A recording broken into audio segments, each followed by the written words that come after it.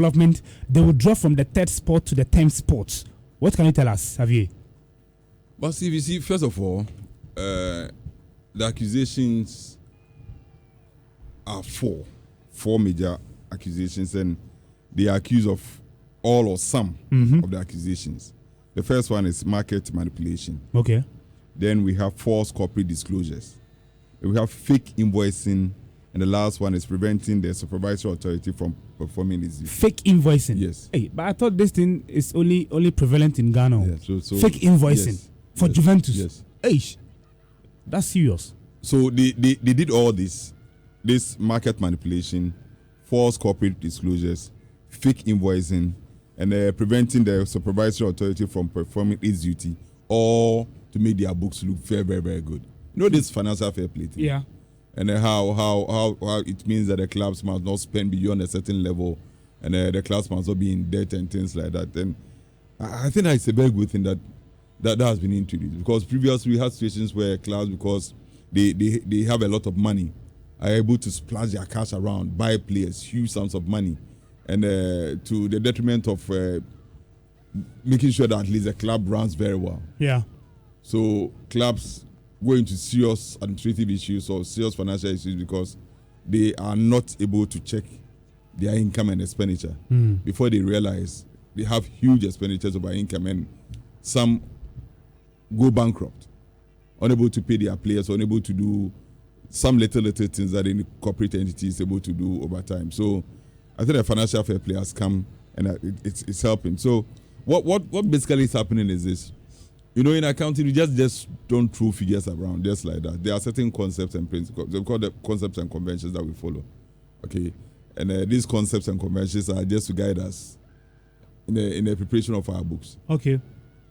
So there's full disclosure, there's consistency, there's accounting. Is that what you call balancing of the books? No. There's called disclosure, consistency, going concern. Those are all concepts and conventions that we use, so that at least at the end of the day, our books will follow a certain concept or a certain convention.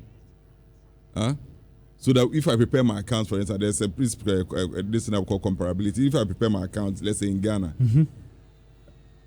a person prepares the same account in the US, we should be able to compare.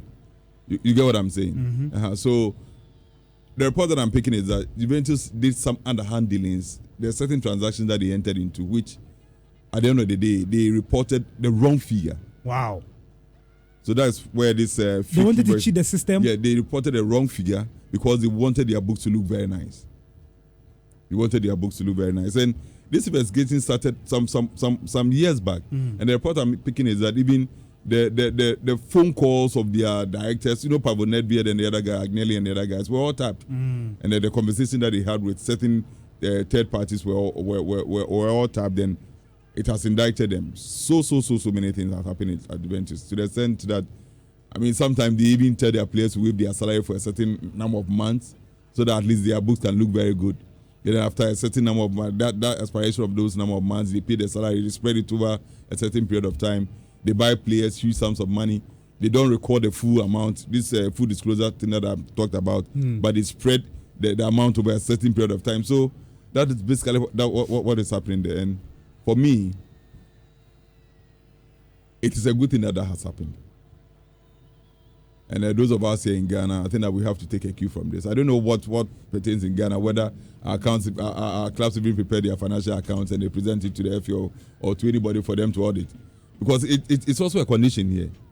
So if you are Juventus, for instance, and you want to prevent the supervisory authority from maybe going through your books, because you know that you've done some underhand dealings, and I think that's very, very serious. And for me, I don't feel sorry for them at all. Pavonetbeard, very, very good guy, played for Juventus, the director of the club, Agnelli and other guys, and Paratici, they've all been indicted. And I think that the investigation it shows that elsewhere the institutions are working. It doesn't matter whether you are Juventus or AC Milan or Juventus, one of the biggest or clubs Napoli in Italy, or whatever. If we are at fault, we are at fault. And I think that we have to replicate what is happening there here, because I don't know what our clubs do. So in the space of 20 years in Italian football, this is the second time Juventus is being hammered this way in Italian football. No, but they said they are going to appeal the decision anyway. No, I don't think they'll be successful. Appeal the decision, maybe the point deduction will be reduced, but I don't think that. I mean, Pavoneve and other guys, they've been resigned before the outcome of this investigation. They did because they realized that they are culpable. They done something wrong. Mm-hmm. They realized that they've done something. That's why they resigned even before the outcome of this investigation. So clearly, the dealings there have been very, very, very, very, very muddy, very, very, very, very bad. Okay. And I was talking about our clubs. Players leave Ghana, they go outside to ply their trade, and we don't even get to know how much they are sold for. We don't get to know how much they are sold for. But these are serious issues. I mean, they are issues that I think that the FA and the relevant bodies will have to look at. Because we sit here, and you mentioned Trossard, who has moved from Brighton over beyond to Arsenal. Don't you know how much he's going for? Yeah. We know. 29 million Yeah, pounds. we know when Chelsea signed this PSG, this young guy. We know how much he's coming to Chelsea for. You get me? João Felix moved from ATM to Chelsea, loan. We know how much Chelsea is paying. We know how much he's going to pick at the end of the week. But in our case, some of these things are shrouded with some form of secrecy. You don't get to get There's no transparency. No. Okay. So how do they even prepare their books? So which figures do they put in their books? And who goes through the books to make sure that what they put there is what must be put there? So it's collection of such data is problematic in this country. Actually, the last time it shouldn't be. Yes, it shouldn't be. It's a big problem. The last time when we interviewed Kojo Fialo, he made it clear that they had approached the office of the vice president to begin conversation on slashing taxes at the gate, statutory taxes. You know, when Shatawali places shows at the Accra Sports Stadium, he pays 3% as entertainment tax. But in terms of football, they pay 18.5%. And Gaka's chairman wanted to lead that charge to make sure that the tax is slashed. But when they went to the office of the vice president, he made it clear they were able to, as it were, gather data of the likes of Asante Kotoko, crowds of fucking what of you. But the other Ghana Premier League club, they can't even gather data in terms of attendance to build a case for them. So this e-ticketing thing has come and it's helping, because either to what was happening was that, I mean, some of these clubs, they benefit so much from that. Okay. You get what I'm saying? So how many tickets, for instance, do they print? And how many tickets, for instance, do they sell? Sometimes you go to the stadium and you look at the crowd there, and you look at the number or the quantity of tickets that have been sold, and there's a disconnect. Yeah. Clearly you can see that there's a difference. So where does that money go, for instance? Where does that money go, for instance? So it's the entertainment tax, fine. I agree that, I mean, the higher the tax, the lesser you are going to get. Sure. So if, for instance, somebody is supposed to pay 3% as entertainment tax, and you pay, how much did you say, 18.something%, it means that what the net is going to be will be very small as compared to the 3% one. So I agree with that. But the other issues that we have to look at, then this Juventus thing, for me, has come at the right time. That at the time that we want to develop our football to another level, at the time that we want to weed out some of the bad things in our football, to make sure that at least we get a crowd back to their facilities to watch our football games. So it has come at the right time.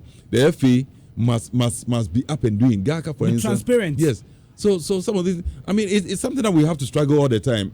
Players move, and that's my concern. Players move, and you call a club official, Omoton is saying, we don't even know. And you know, these things make the conversation exciting. The fact that, I mean, Chelsea bought Lukaku for this amount. Chelsea supporters will be arguing, they'll be talking about the amount. Invariably, you are projecting the Ghana Premier League. So for example, Barney moves from Hasselhoff to maybe Zurich. Officially, Hasselhoff communicates that, I mean, this is the amount that he's going out for. We are going to ask it to generate something out of it. So it makes the conversation exciting. If you go through the books of Chelsea, for instance, you find the amount sitting in the books. Yeah. You find the amount sitting in the books. If you go through the books of Chelsea, you find all the transactions, because these are transparent transactions, transactions that are public notice or public information. You find them sitting in the books of Chelsea. But in our case, I mean, some of these things are kept a secret. People don't want you to know how much they are earning. Yeah. But they want you to know how much they are spending. So it becomes a problem. Yeah, we spend this amount. Yeah, so how much do you earn? Nobody wants to tell you, but they want you to know how much they are spending. What if you sell a player and the supporters are aware that, we sold this player for this amount of money? It's good. Yeah. Apart from maybe coming to add up to the revenue or the income that you have, it also tells your supporters how creative, how crafty you are when it comes to negotiating and things like that. But we keep it a secret. Kwampoku most of the players, they are leaving. Move from Kotoko to OGS, and we don't even know officially. Every year. Yeah. Go to House of Folk and ask them if they will be forthcoming with information as to the players that they've sold for maybe the past 2 years. Go to Kotoko and ask them, how many players have you sold for the past 2 years? How many players have you brought in? You don't even have the figures. You can't get the figures. The Unless as a journalist, you sit down and do your calculation. And the players coming in, you don't know how much they are coming in for. They go out, you don't know how much they are going out for. It takes a bit of excitement away from the conversation of the Ghana Premier League. All these can be solved if we are serious like what the guys at Italy have done. Because we must find a representation of those details in the financial statement that those clubs will prepare to declare. Okay. And it is mandatory. I know it's mandatory that at the end of every year the clubs must do that. But as to whether the supervisory body is actually doing its job, it's another question that we have to ask on another day. So it's 25 minutes after 7. You're still live on your super station, Love 99.